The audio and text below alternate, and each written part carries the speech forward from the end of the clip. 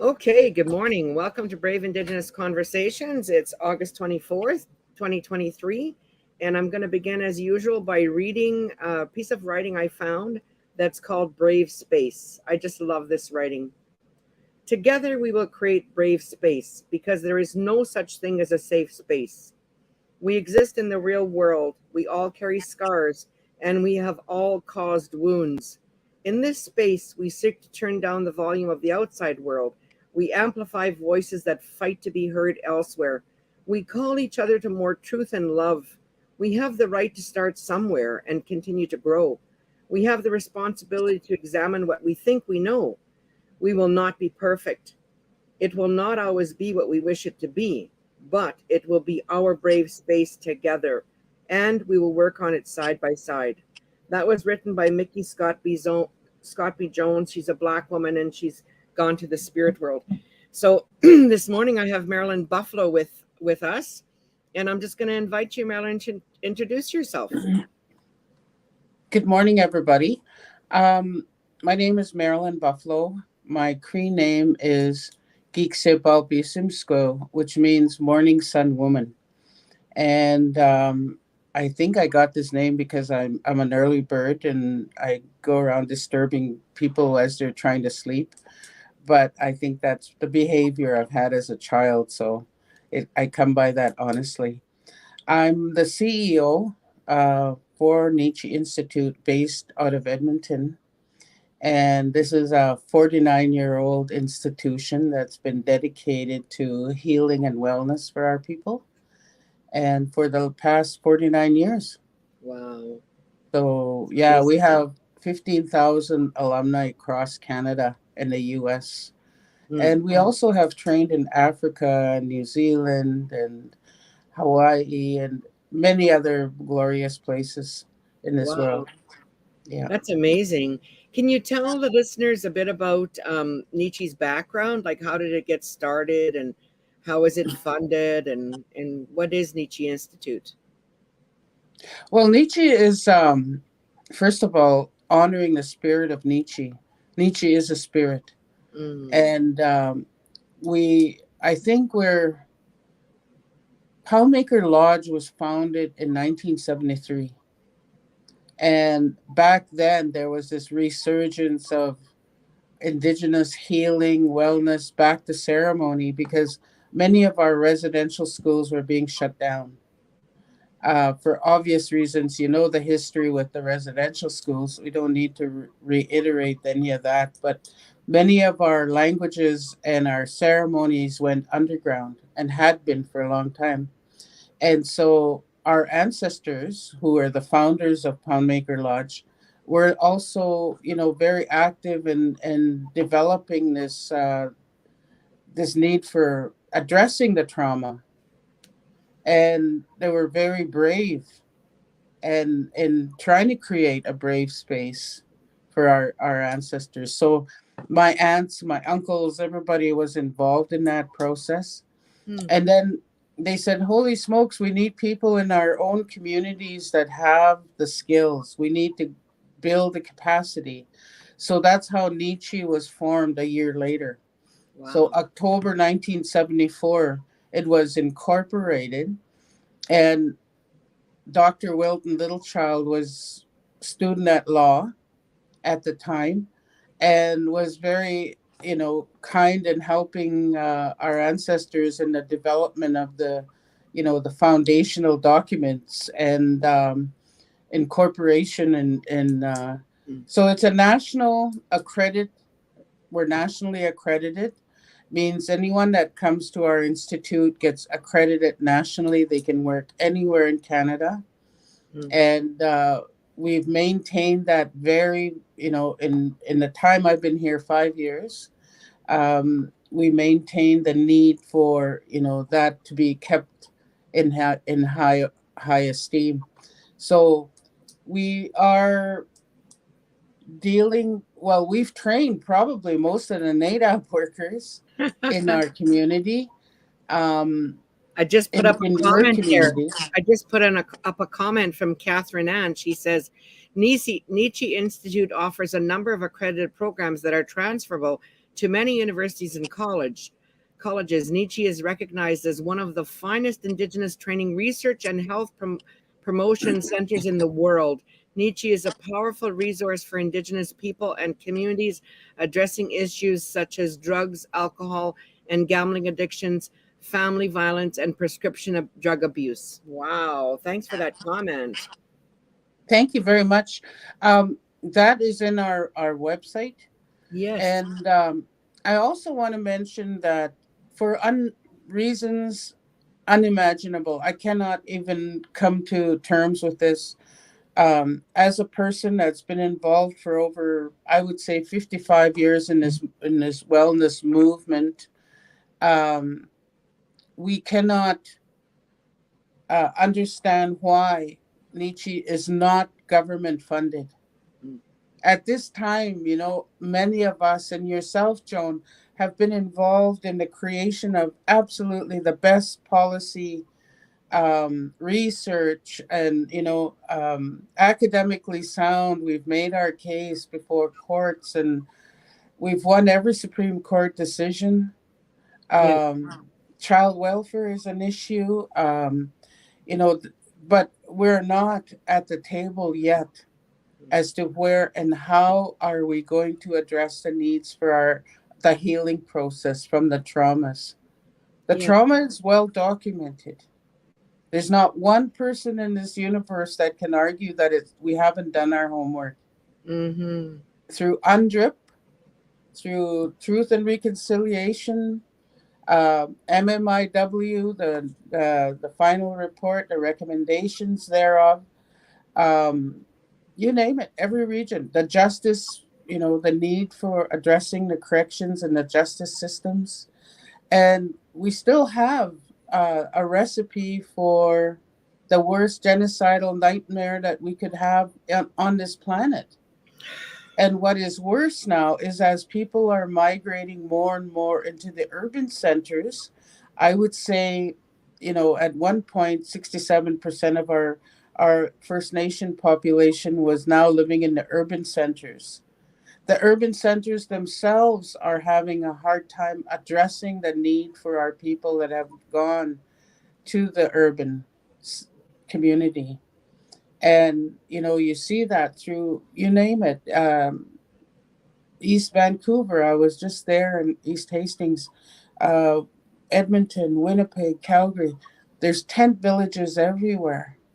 Yeah. And, at a time when I was president of Native Women Association of Canada, I'd already been involved in addressing the need in the building capacity in the community through education and sports and you name it, business, is that we told them before the National Indian Residential School Settlement Agreement and during Royal Commission of Aboriginal People, after the Royal Commission on Aboriginal People, and, at that time, Indian Affairs Minister Jane Stewart offered the Statement of Reconciliation, and people drank the Kool-Aid. And I said, there's a piece missing here, and that is the need to address how are we going to, where's the funds to address the IRS, Indian Residential School, and the need for treatment centers, the need for our elders centers, for our elders retirement homes in the community, the hospitals, the need for to address the needs and health needs of isolated communities, So we've done our work. It's the piece that's missing at the end of the day is the action piece. Yes. How do we implement all these wonderful resolutions, these calls to action? Yeah. That's what's missing. And yet We keep spinning our wheels. Yeah, the most recent government, federal government, it doesn't really matter to me which government is in power. I mean, the most recent federal government, it seems to appear in the news to be pouring money into our communities, but where is it? Well, my dad taught me one lesson, well, many lessons, and he said, if you want to know where the power lies, follow the money. Mm-hmm. You know, because somebody's supposedly getting all that money, because it sure as heck isn't here at Nietzsche. You Yeah. know, we're having a heck of a time staying afloat, Yeah. and because we don't get funding from the province of Alberta or the government of Canada, we operate solely on tuitions. Mm. So what students bring to the table is what we operate on. Mm. And we hire all our instructors Mm. based on that.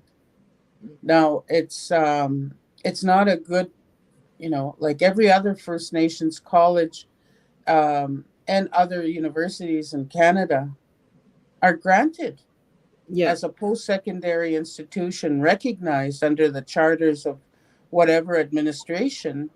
They get well funded. They get core funding. They get money for this, the registrar, the dean, and everything's covered, but Mm-hmm. not at Michi. Mm. And I don't understand that. I Mm. cannot accept that. Mm. And so it's the healing piece. Like you and I, we Yes. met recently online through the Deadly Cookums and Aunties and through our similar likes. And I've heard of you. Like, you're 10 years older than me, not that much older, but you're very well known, and yeah, you've done a lot with your life. And so I was so happy to get to meet you and get to know you online. And we just stopped in Edmonton and had a quick meal. And so why we've had several conversations already, you and I, about why isn't this happening? Like, why isn't the federal government core funding an institute like Nietzsche, or land-based healing camps like Nakanakal? Why are they not providing the money where we have identified that it's needed? Why? I have no idea. You know, there has to be a winning formula, because Nietzsche has the curriculum, we have the elders, we have the resources, we have the staff that have, they're all 60 years plus, the staff, and very wise and very loving and caring. Mm. That is a prerequisite in any institution that deals with traumas. Mm-hmm. And you can't hit it with a book. Mm. We know that we've tried everything. We've done the provincial, going to provincial schools, and we've done the curriculum for under the churches. No, we need to bring our people back. We Mm. need to ground them spiritually in order to begin healing. Mm. Now, in order for anyone to enter university or enter Nietzsche, is they have to be sober a minimum of 1 year. Ah. It's a prerequisite, Mm. and that's and it's an agreement. It's a contract that you sign with Nietzsche, Mm. and that is to be clean and sober for 1 year. Mm. That's not hard. Mm. It means discipline. It means that you must go back and do your own self healing Mm. first before you can go out and help others, Mm. to ground yourself, Mm. to know who you are. Mm. So the first course is spirituality and grounding.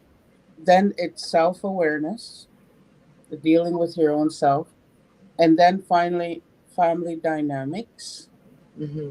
That's the third piece, and then the community assessments. Mm-hmm. How do I assess, and you're trained in how to do that. Mm. And then finally we go into the physiology Mm. and the science and the impact on the body, Mm. the physiology.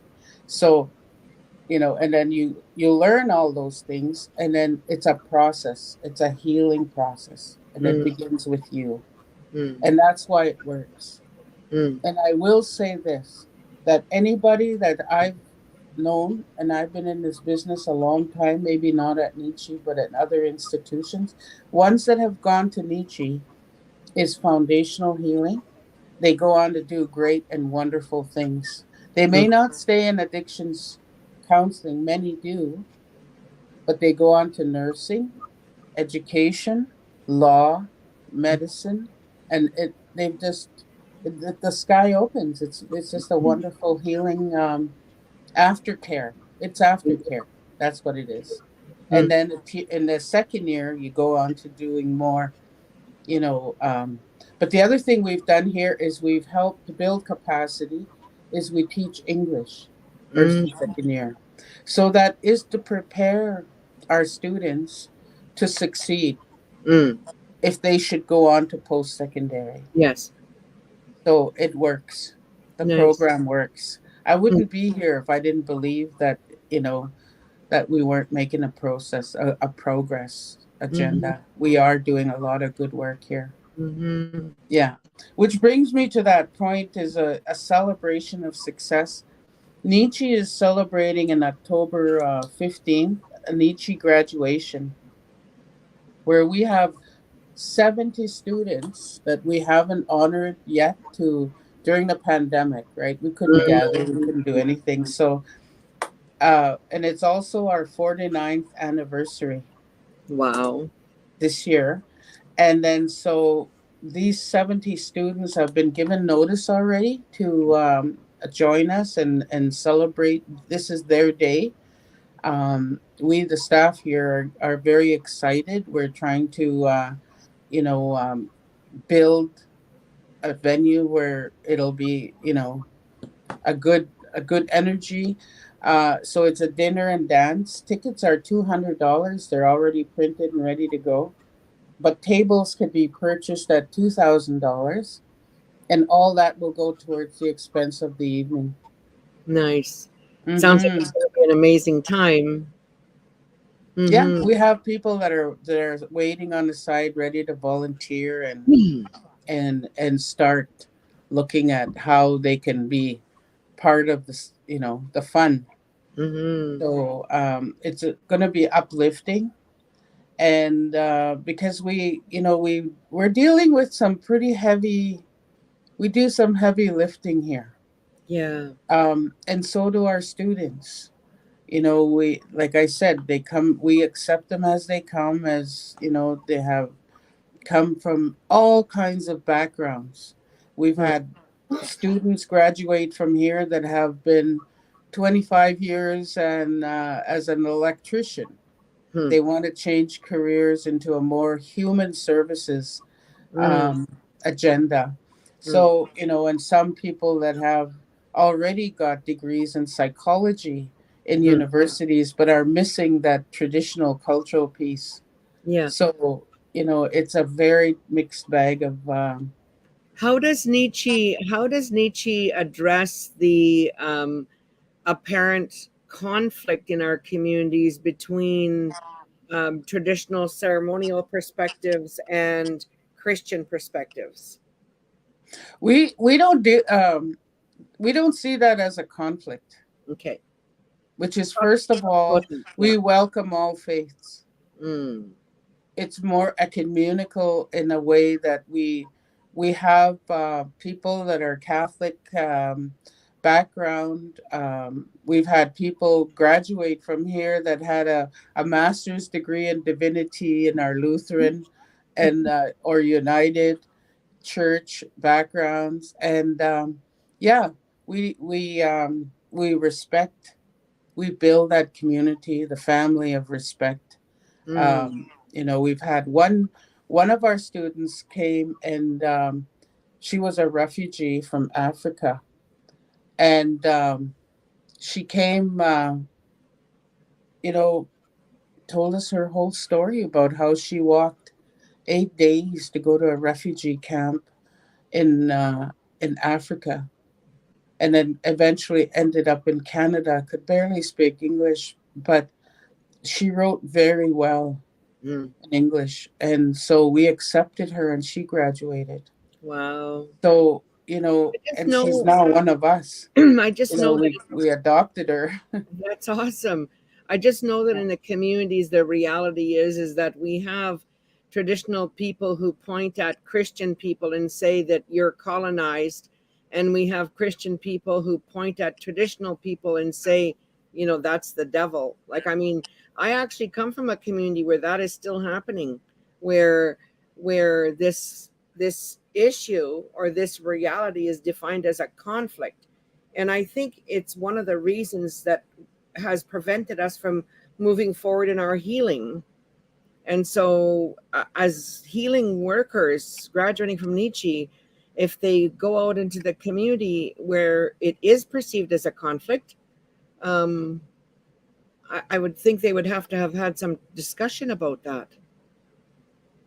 One of the things that I highly recommend is for people to think outside of their home base, to Nice. look at the entire world. The universe is so full and rich.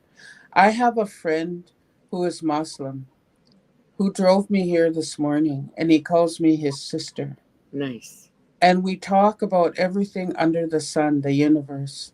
Nice. And he believes that we need, as First Nation people, need to address the whole climate change agenda in Canada. Yep. That we First Nation people have a lot to offer. And he wants to learn about us. Yep. And now that he's a resident in Canada, and him and his family came here as refugees, they're Muslims, and invites me to his community to their celebrations. And I find that so heartwarming. And in the early morning we have this discussion, and I think that the more that we open up our hearts and our learning, is that the world is out there for us to teach. And our role as traditional women is to heal Mm. and to teach, Mm.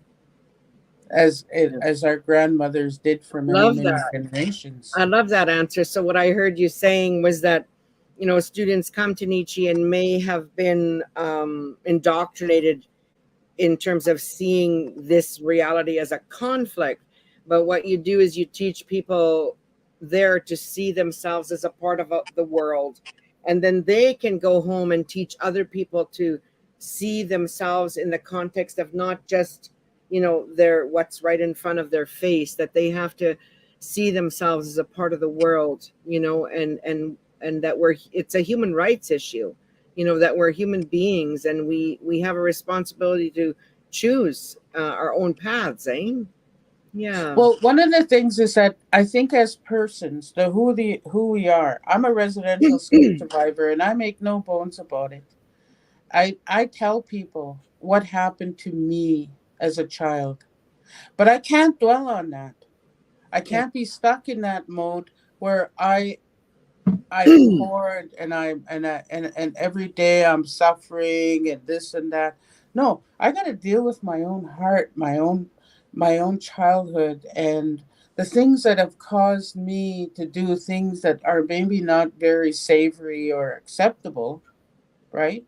Yeah. And I had to ask for forgiveness. And I do the best that I can with the resources I have. Now, that may not be enough. I can't be everywhere, right? But we have to develop this movement of healers Mm. nationwide to address this. You and I, Joan, have done our work, but we need to help our next generations of young people. Otherwise, this is a recipe for failure. Yeah. We have a national health crisis where there's not one community, I haven't encountered one community that says, I'm completely healed. I don't have a drug and alcohol mental health issue in my community. I've not met that one person yet. Yeah. No, and if anything, our people are grief struck completely. We don't have time to recover from one loss. Another one happens, another one happens, another one happens, and And even those that come from the healthiest, I would say, families in our nations are really grieving and suffering right now. And our mothers and the fathers are bearing the loss. Yeah. Everybody knows the problems, but not everybody knows what to do about it. Yeah. So what we do at Nietzsche is we can come to the community. We send our trainers. Like right now we're all set to go to Manitoba for the next till next spring. So Nice. that's 2 courses per month. Mm. We send our trainers there, and they're very highly skilled people. And then or we do it online. Mm. And then we were forced online for 2 reasons. One is we got booted out of our own building in 3 years ago. That's And then crazy. there's a pandemic that happened at the same time. So Yeah. here we were in a snowbank, and thankfully we had our own trailers, and we had enough funds set aside to purchase all this wonderful computers and so on. And we trained up all our staff to learn and teach online. So it was a transition. But then that's what we need to do in a community too, is we need to change, Yeah. right? We need to, and change is painful Mm-hmm. because everybody is in their comfort zone and not happy with anybody coming telling them what to do, especially not Marilyn Buffalo or Joan Jack, right? I mean, get out of here, They just like, we're, thank you very much. They ask us to kindly please and exit to the same. Nobody wants to be told what the No. problem is, right? No. No. Nobody wants to know I feel because, like I want to tell a story. Let me tell you right? a fun Go story. ahead. Go ahead. So I was driving with this woman. I'm not going to tell too many details because some listeners might recognize who she is. I was driving with this woman who I was giving her a ride, and she always complains, like she's one of those people that just complains constantly.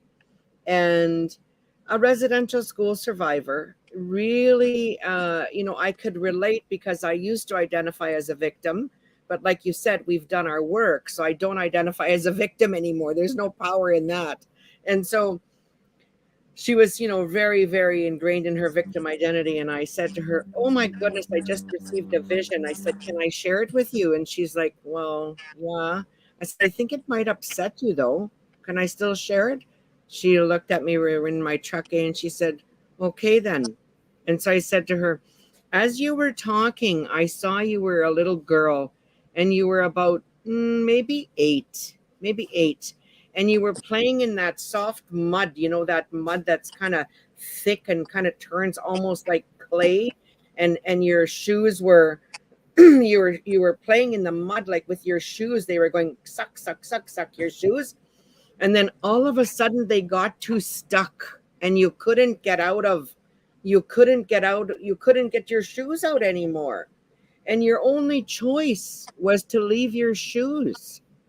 And I'm just over here on the edge where it's not muddy, it's dry.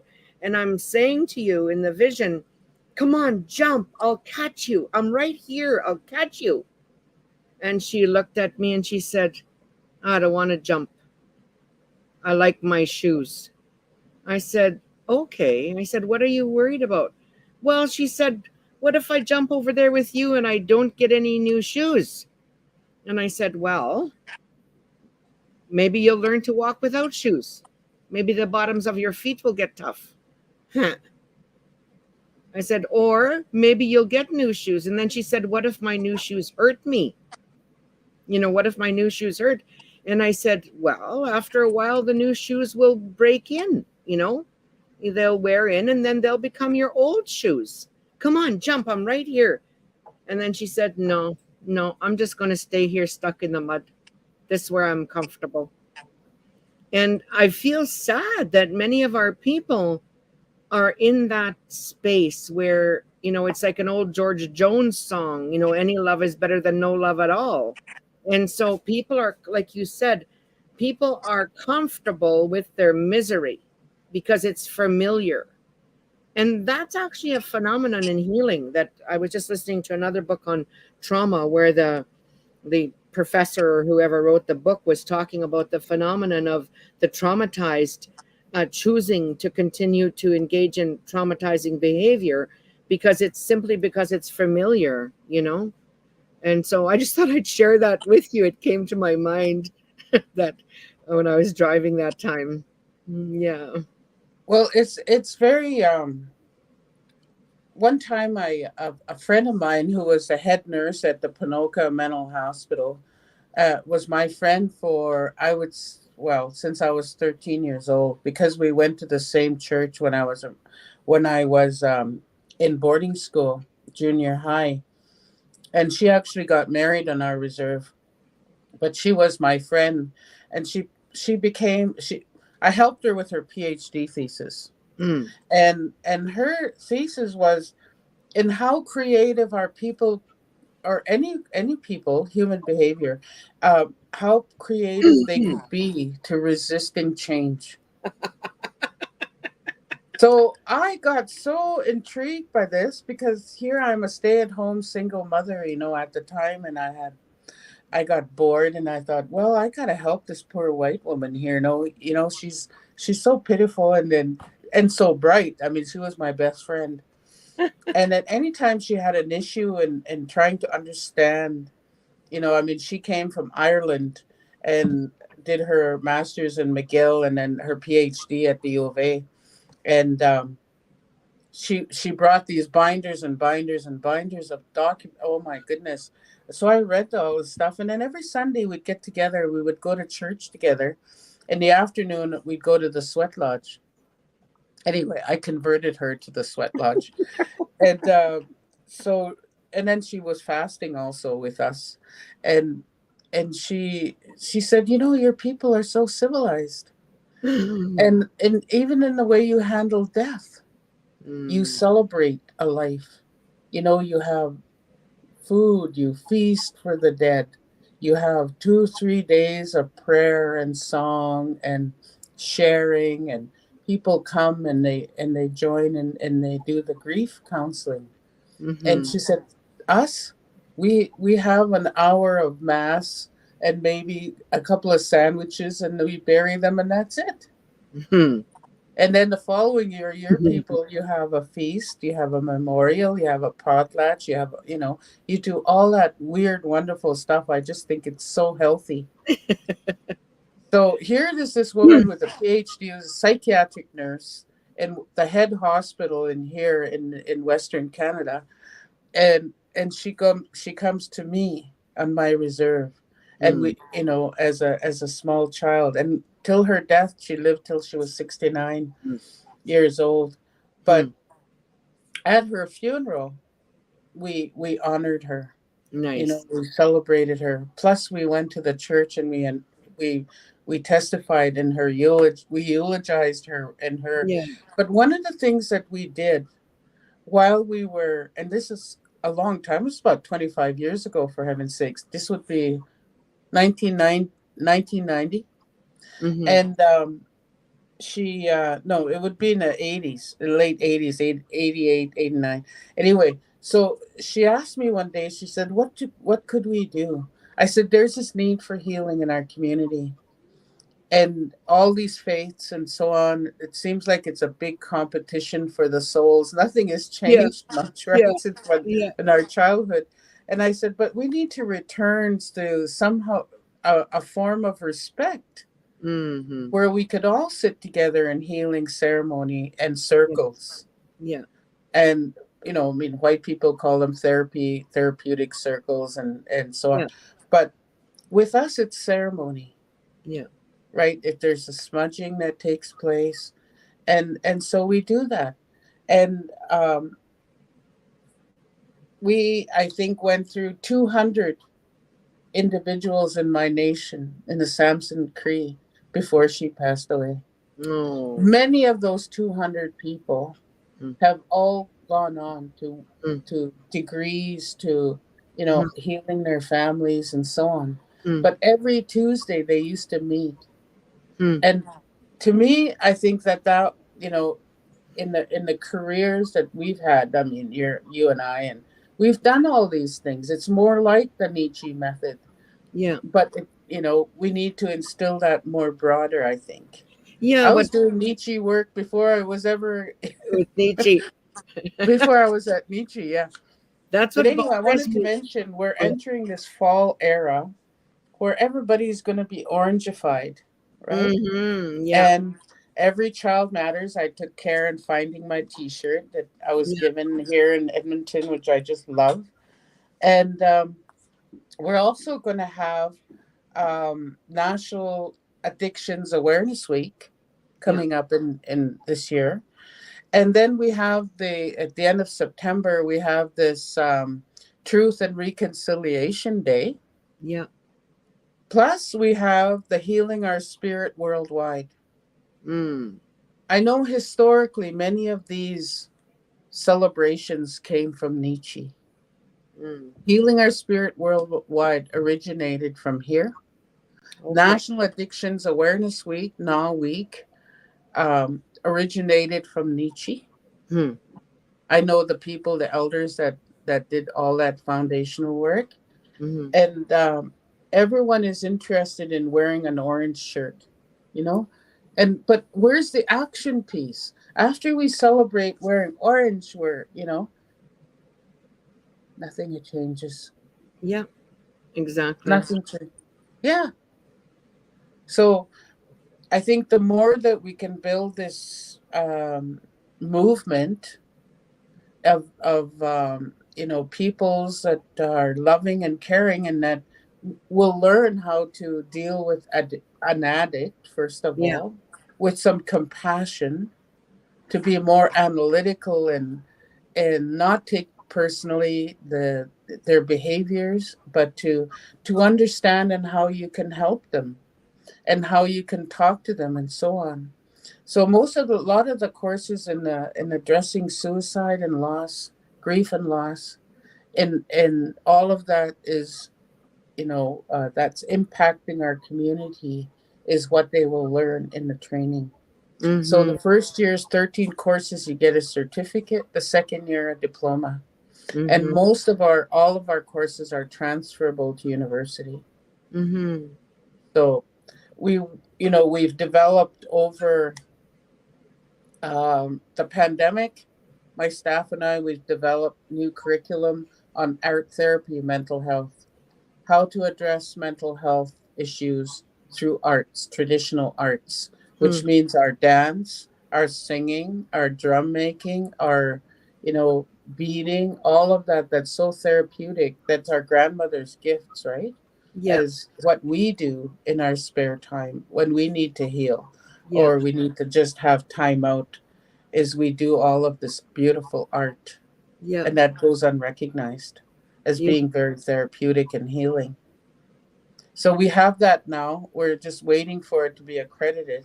We're also, I want to honor my friend June Black, Chief June Black from Ontario. Okay. She made it mandatory for all 34 of her staff to take Nietzsche training in pharmacology.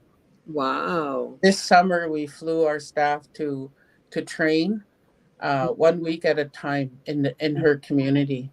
Mm.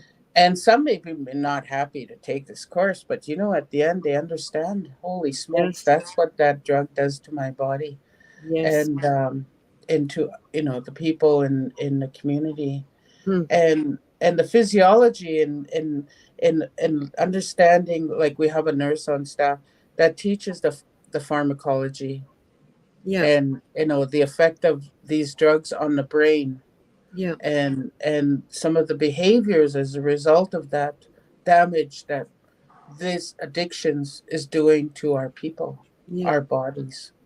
Yeah. So I think that to me is part of the harsh reality, Yeah.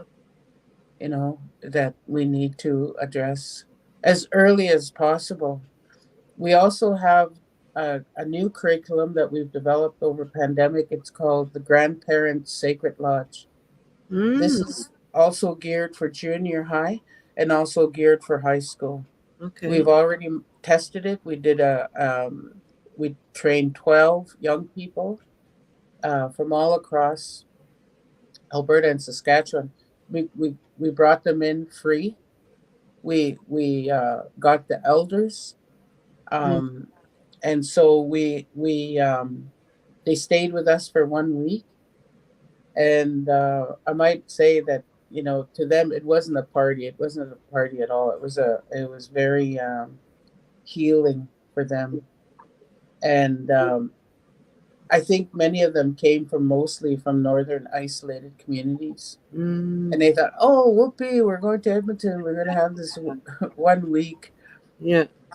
By the end of the week, they really, really enjoyed it. So we have that curriculum as well, um, to address the needs in the areas of prevention, especially. Yeah. And we welcome anybody to take that training. Especially sports coaches or people that are in the health field that are directing, education superintendents and health directors and different fields that are front line in our communities. Can I people totally come? encourage them. Can people register at Nietzsche for just one or two courses, or do they have to be in your degree program? No, people can take. We can design, for instance, depending on the needs of the community. There's not one size fits all. There Okay. is a core curriculum that we address in each one of these components. But Yeah. we can take a training, say, do you want to address Indian residential school? We can do that. Mm. Do you want to address those children that have aged out of child welfare systems and want to find their way back? We have a program for that. It's called Finding Your Way Back. Mm. And we help them to ground them and to find their families and so forth, Mm. and do the genealogy and teach them how to do their own personal research. Mm. And so, because there's a need for that, right? Mm. But those also that need to address some of the mental health, the very serious mental health issues, we can come in and do that as well. Mm. There's also a community. What would we call it? It's a community capacity in assessing your needs, and how do we go about it would be great for, like, say, the leaders, chief and council. We will come in, and whether it could be done in 1 week components, so it's community Manageable. capacity and wellness, Yeah. right? And we could come in and help them in that realm, because all of us are facilitators, but we are to assess the needs, which are, yes, some of our weaknesses in our community, but sometimes when we're caught up in that realm, in that pain with our people, we fail to see all the good stuff, Yeah. the Yeah. strengths, the families, the power of the family, Yeah. and our own faith, our elders. And we don't consider that to be a strength, and it is, Yeah. because that's where we all come from, Yeah. We have right? a question here from one of the listeners. She says, I am doing my advanced master's degree at UBC. Would a course from Nietzsche be transferable towards my master's degree? That's a very That would be an assessment that we would have to take. Our dean would sit with your dean, yeah. and what your course goals are. And absolutely, we work with University of Lethbridge. We've worked with U of A, Athabasca University. We could do So that as an individual. that is possible. You just have to contact Yes. Marilyn Hmm. and get organized to have that figured out. That would be great. Yeah. Yeah. So I still don't have a handle on, like, I get what you're saying about it's not one size fits all, but let's say I'm a busy health director or whatever, and I just want to take a course. And so I can go and look at, any institution and think, oh, okay, I've got time for this course. It's scheduled at this time, at these dates. Okay, I can do that. So is that available through Nietzsche? Like, can people go? I haven't been to your website. I apologize. I've been driving across the country. So, like, can people go to your website, and is there a schedule of upcoming courses that people can register for online? Yes, and also if they should call, we could schedule them. Say we may have a course that's starting in November, Yeah. and they call us today. We can book them and schedule them for that. Oh, I Like, see. Okay. yeah, But to see the curriculum, like to see what's available in terms of the curriculum, they can go to the website and see what's upcoming there, and then say, oh, especially with the online movement, like it's really great now. Like, I'm always engaged in something extra, whatever. Like, this weekend I'm starting a year-long leadership training program through Landmark Worldwide, which is a global professional personal development institution. And I've done lots of the training through Landmark, but I'm starting that this weekend, all day Friday, all day Saturday, all day Sunday. And so there's a schedule. And so I pick my courses like that. Like, I like to go to do this. I like to always be learning and doing something. And so that's possible through Nietzsche as well. absolutely. Yep. Awesome. Yep. Awesome. No, I encourage people to call. And the office now, we're located in Edmonton, Yeah. and it used to be we had a full in residence program where people could come and reside and live in our building, but we Yeah. don't have that anymore. Anymore. So Yeah. a lot has changed at Nietzsche, Okay. and There's another question. Is there a GPA requirement to enter Nietzsche? no, No. You no, just have to be a year sober, at least a year sober, absolutely and sober. anybody Yep. from anywhere in the world. Mm-hmm. Yeah. Awesome. Our oldest, and I want to share this, our oldest student since I've been here was 73 years old. Wow. And he was a hunter and a trapper and truck driver. Huh. And what was the most amazing thing of all is that his wife had passed away, Mm, and she was non-indigenous from the mm, United States, and he was from northern Alberta. mm. And I've never met anybody so funny and hilarious in my life. And I could relate to him because he reminded me a lot of my dad. Mm-hmm.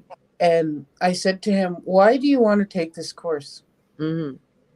And he told me, and I tested him at a grade 6 level English. Mm. Okay. And he said, as an elder, he said, when my chief and council asked me about my opinion about addictions, how to address the addictions, he said, I want to have an educated opinion. Nay. I said, you're on, buddy. And then when I met his children, two non-indigenous children, blonde and blue-eyed, that he raised, his wife's children, and they spoke fluent Cree. Oh, beautiful. You're in. Yeah, beautiful. That to me is money in the bank, Mm. right? That Mm. person could never enter U of A, Mm-hmm. because of all the prerequisite I was just requirements thinking and that so on. my husband should come and register with Absolutely. me. Oh my God, he would be so good. Absolutely. And it's all remote. Right Now up. there's no more Uh, excuses. Oh, I can't afford airfare to Edmonton once. yeah. No, no, no. It's all online now. Wow, that's so Yeah, crazy. that's right. And these elders, they're out there now, they're working, Mm-hmm. and they were so proud. Their cap and gown, they came and celebrated. And for our last graduation, like 3 years ago, we had a round dance because that's what the students wanted. This time we're going to have a banquet, and the Lieutenant Governor of Alberta has agreed to be our guest. She's lovely. She wants to be part of our grand entry and so on. And Dr. Wilton Littlechild has also agreed. And by the way, he taught legal advocacy in the last term.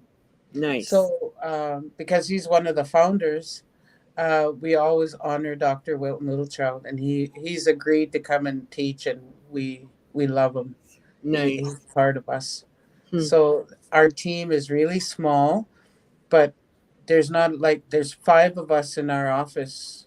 Well, four full time, but all our trainers are on contract 1 week at a time. And by the way, while we're on this, I'm looking for an English major to teach in Manitoba in Mm. person. So if you or anybody knows, Hmm. tell them to send their resume to marilyn.buffalo@nietzsche.com. And Okay. this happened as of yesterday. Ah, So we have in October a need for an English professor in Manitoba, nice. northern Manitoba. Mm-hmm. Cool. Well, it's very exciting what you're doing there, and it's so great. I think that the fact that Nietzsche's been able to change on the go, with the change in your building infrastructure and COVID, and been able to remorph into something again is real indicative of our Indigenous culture, because I believe a core principle of all Indigenous cultures is the ability to adapt and be flexible and not be rigid and rule oriented. So yeah, I was talking one time with this man who said, yeah, I go down to like, it was somewhere in Brazil, and he said years ago, he was from an oil company, I used to go down there, and at the center of the village, the leader and the medicine people used to be sitting there in all their, traditional regalia and all that. And he said, now the son and grandson are sitting there in their ball caps. And I said to him, what makes you think they're still not powerful? They've just changed their uniform because their old ones scared you to death, So don't judge a book by its cover. Just because somebody may be wearing fake fingernails doesn't mean they don't know how to cut up salmon and moose meat. Yeah, our core value is to be flexible. Yeah. I call it the ribbons of resilience. Oh, I love that. You are so Yeah, certified. because of the ribbon skirt being the latest fad and Yeah. has been for well, I grew up educated by elders, my great grandmothers, who always wore ribbon skirts. When the Victorian era was kind of carried over into our lands, our territory. So our theme for our graduation is ribbons of resilience. Love that. And so resilience is survival, but in a more celebratory manner. Yeah. The English word resilience. How do you become resilient? Yeah. You have to adapt to change Absolutely. and understand that your children, your grandchildren, your great grandchildren, and I have many great grandchildren, um, are facing a world that's kind of scary, but Mm. you have to teach them in order how to adapt to be Yeah. resilient Yeah. Definitely. because it's not going to stay the same, No. right? My No. father was a Korean War veteran and who taught me, that to deal with my anger when I was just leaving residential school in junior high after going into grade 10 in an all white school. Yeah. And what he did for me, I'll always be grateful. He put me in judo. Mm. So I trained Monday, Wednesday, and Friday for 10 hours, 9, 10 hours a week. Hmm. And I learned how to interact with police, with prison guards, and all men, Yeah. and not the only girl, Yeah. and the only high school student in that program. So I did that for 4 years, that Wow. training, because my dad believed that Native women have to be strong, not Yeah. only to be fit, to be strong, to be healthy, and drink your milk, not the beer. Drink your milk, not the beer. It's to be competitive, Yeah. but in competitive in a nice way, that Healthy, you're healthy not competing competition. with that person over there, Yeah. but you're competing with yourself and how you can better yourself, Yeah. to equip yourself to be Yeah. stronger, to be healthier, Yeah. you know. So that's my background in Ribbons of Resilience. I love that. Yeah, since I've known you, I've written down so many one line. In the short time I've known you, I'm going to start my Marilyn Buffalo quote book, a special book of one liners, because Yeah. you just say them and they're so powerful. Like today, I wrote down movement of healers nationwide. You know, movement of people who are loving and caring. Like we need a movement of people who are loving and caring. Let the caring and the loving rise up Yeah. and be that Yeah. amongst our people. That's Well, what we need. yeah. Well, there's no more prisons to be had. Yeah. Canada's built the prisons, right? We've Yeah. graduated from residential school and the child welfare system. The next level to graduate to is the federal prison, Yeah. the remand centers, the youth detention centers. Yeah. There's no more room there. So Yeah. let's build colleges, Yes. right? Or Let's like build I was telling colleges you, where our I people was, could go and be fit and yeah. trained. Yeah. We just had the National Aboriginal or Indigenous Games in Halifax, Yeah. and it's really, building this brave space, as Yes. you Yeah. mentioned at the beginning of our Yeah. conversation. And I think that's a beautiful, theme. It's And a like brave space could be something as basic as a grandmother's declaring, there'll be no more liquor and drugs in my home. yeah. That's it. You got to respect my fire, Yeah. my home fire. Yeah. And as a grandmother, you're not welcome here if you're under the influence. Yeah. Something as basic as that could be a new beginning Yeah. Absolutely. for that family. And it's Absolutely. very, very tough. I know that. The Very. challenges are even becoming more and more dangerous Yeah. as we challenge the heavy issues that we carry. Yeah. And the dads too, and the grandfathers. I speak for my family as the oldest of 11 children. My mother's 94. And Mm. so with every generation, we have to learn how to celebrate each one. And I Mm-hmm. come from a time when we had 5 generations of women alive. And we still have 5 generations of women alive.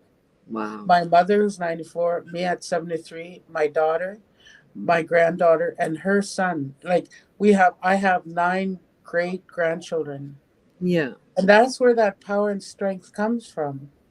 Yeah. That if we adopt our role as parents and grandparents, great grandparents, we then make sure that our children, Yeah. the ceremonies and the protocols are Yeah. taught, Yeah. so that when we're gone, they in turn take on that role. You Absolutely. know, they celebrate and they teach how to do a feast, for instance. Yeah. My daughter was 18 and she knew all of that already. I didn't have to stand over her with a stick and say, you know, no. My Yeah. grandchildren now are in their 20s and 30s, and they know how to do that. To bring their child into a Sundance Lodge for a naming ceremony, Yeah. for the blessing of our Creator, and how that child should be honored. That's our God-given gift as Indigenous peoples, is to pass that on, to Yeah. teach the healing process. Beautiful. Well, that was a great summation. Our hour flew by. So I'm just going to make a closing comment and I'm going to end the broadcast and then you and I can say goodbye offline.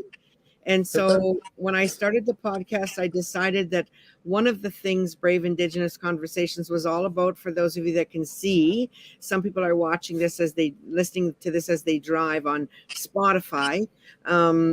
I have earrings on that are Every Child Matters earrings. And these are another Becky Ann piece. I love her reading Her name's Becky, Becky, second word, capital ANN. And she sells her beading and she supports her sons through her beadwork. And I absolutely love her. And I have so many Becky Anns. I swear it's her spirit.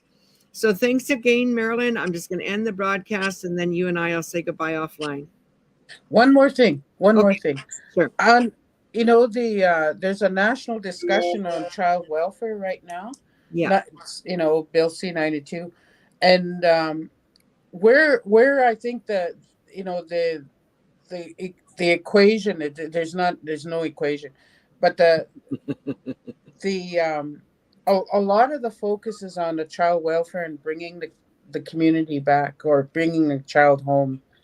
But what they're failing to understand is that the need for healing for the biological parents. absolutely. And this is where Nietzsche shines. Absolutely. Nietzsche can build and work with those, because the parents that I deal with as an elder and advisory capacity can only take so many anger management programs, right? Yeah. You have to go beyond that, and the Yeah. child welfare system does not recognize that No. traditional healing, and Nietzsche is the answer. Yeah. And Awesome. working with the bio parents, otherwise, what are you bringing them home to? Exactly. Failure. That's Yeah. right. So I Thank hope you. to talk to you Love more you about all. that. That's great.